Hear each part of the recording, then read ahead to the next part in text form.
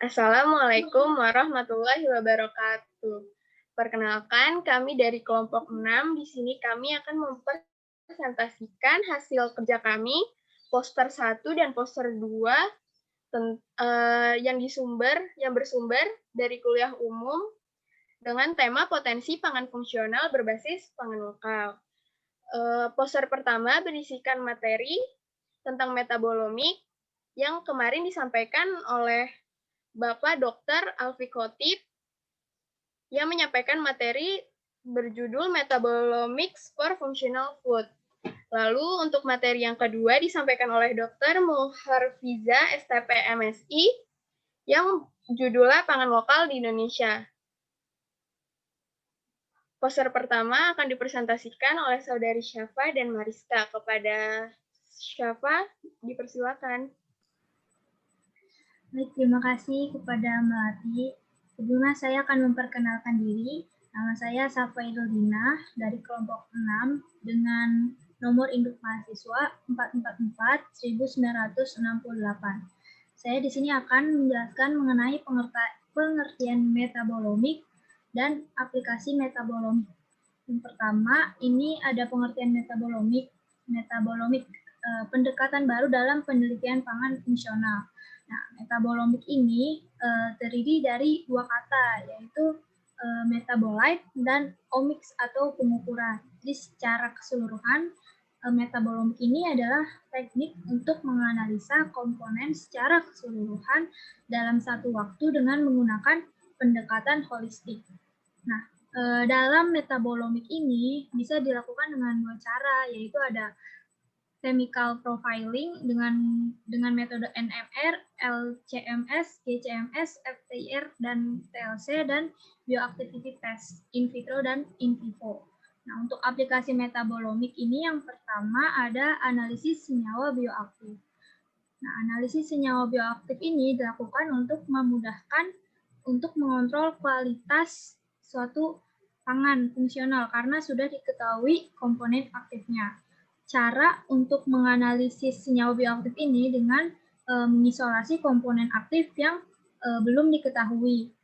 Untuk analisis senyawa bioaktif ini sebaiknya kita menganalisis senyawa yang sebelumnya belum diketahui. Misalnya senyawa tersebut sudah diketahui sebelumnya, itu kita tidak perlu menganalisis lagi. Namun kita menganalisis dengan data yang sudah ada seperti itu, karena dapat membuang waktu. Nah, untuk selanjutnya ini akan disampaikan oleh Saudari Mariska. Baik, terima kasih kepada Saudari Safa. Sebelumnya perkenalkan, nama saya Mariska Nurul Inayah, NIM 4444190069 dari kelompok 6 kelas 3B. Melanjutkan dari aplikasi metabolomik, yang kedua adalah alat pengontrol kualitas, yang biasa identifikasinya itu digunakan dalam quality control. Dan ada juga proses optimalisasi dari suatu sampel. Terutama pada metabolomik ini sering digunakan terhadap molekul kecil yang ada di dalam suatu sel. Dan yang ketiga, ada identifikasi metabolisme. Metabolisme ini adalah proses kecepatan tubuh dalam mencerna, menyerap, dan mengasimilasi makanan atau pangan untuk diubah menjadi energi. Dan saya juga akan menambahkan mengenai metabolomik. Yang saya dapatkan, metabolomik adalah suatu analisis kualitatif dan kuantitatif secara menyeluruh terhadap molekul kecil yang ada di dalam suatu sel, jaringan, atau organisme tertentu. Dan beberapa identifikasinya dari metabolomik ini yaitu ekstraksi, quality control, uji farmakologi, dan juga toksisitas. Karena bahasan kita tentang pangan fungsional, sebelumnya juga saya akan menjelaskan pangan fungsional yang saya dapatkan dari kuliah umum ini. Pangan fungsional adalah pangan yang mengandung komponen bioaktif yang memberikan dampak positif pada fungsi metabolisme manusia. Dan kesimpulan yang dapat kami sampaikan dalam poster utama ini, metabolomik membuka kemungkinan untuk mempercepat proses identifikasi dan mendeteksi lebih awal racun pada sampel.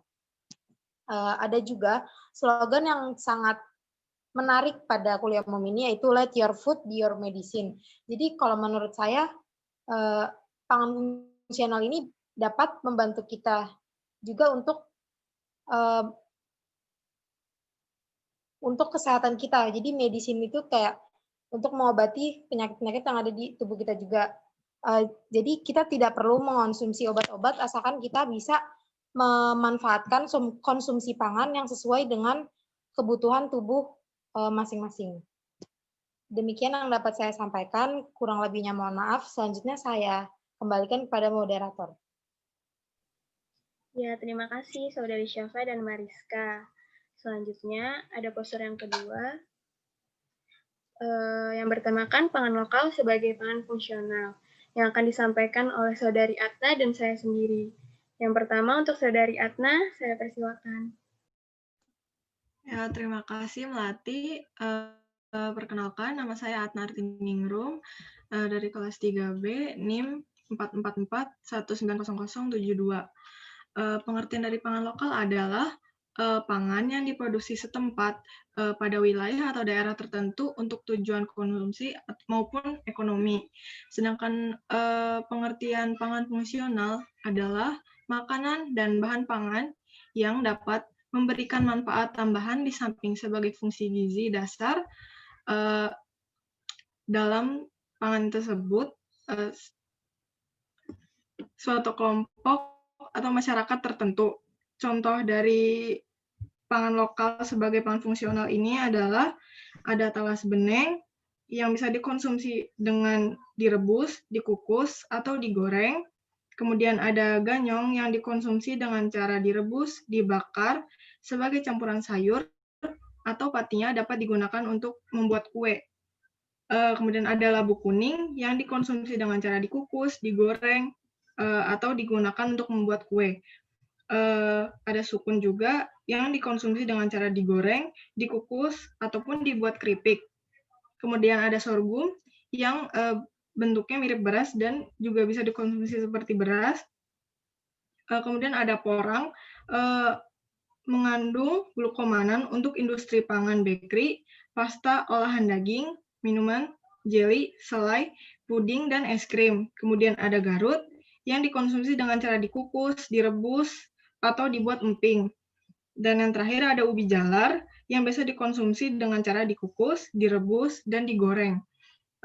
Sekian dari presentasi saya kembalikan ke Melati. Terima kasih. Terima kasih Atna. Selanjutnya saya akan melanjutkan dari yang sudah Atna sampaikan, yaitu tentang keuntungan jika kita menerapkan pangan lokal sebagai pangan fungsional. Keuntungan pertama yang dapat diperoleh yaitu kita dapat mengurangi impor karena pemanfaatan bahan dasar dari wilayah kita sendiri. Lalu yang kedua itu dapat mengurangi dampak negatif terhadap lingkungan. Yang ketiga, memberikan asupan gizi seimbang dari berbagai jenis pangan. Poin yang ketiga ini juga dapat menjauhkan kita dari resiko terhadap pangan tertentu. Selanjutnya, ada fungsi dasar pangan fungsional. Yang pertama itu sensori, mencakup warna dan penampilannya. Lalu yang kedua itu nutrisional atau bernilai gizi tinggi. Dan yang ketiga ada physiological, yaitu memberikan pengaruh fisiologi yang menguntungkan. Fungsi fisiologis ini diantaranya yaitu dapat mencegah dari penyakit, meningkatkan daya tahan tubuh, regulasi kondisi ritme fisik tubuh, dan memperlambat proses penuaan. Selain keuntungan dan keunggulan yang sudah disebutkan tadi, penerapan pangan lokal sebagai pangan fungsional ini juga memiliki beberapa kelemahan atau kekurangan yang belum disempurnakan. Yang pertama itu ketersediaan yang terbatas. Hal ini dikarenakan banyak orang-orang yang belum bisa untuk memanfaatkan atau mengolah pangan dari wilayahnya itu sendiri. Lalu yang kedua ada produksi dan produktivitas yang rendah. Dan yang terakhir ada kualitas yang belum seragam. Ketiga poin ini dapat ditingkatkan jika semua elemen mampu untuk bekerja sama. Sekian presentasi dari saya. Saya cukupkan. Kurang lebihnya mohon maaf. Semoga bermanfaat. Wassalamualaikum warahmatullahi wabarakatuh.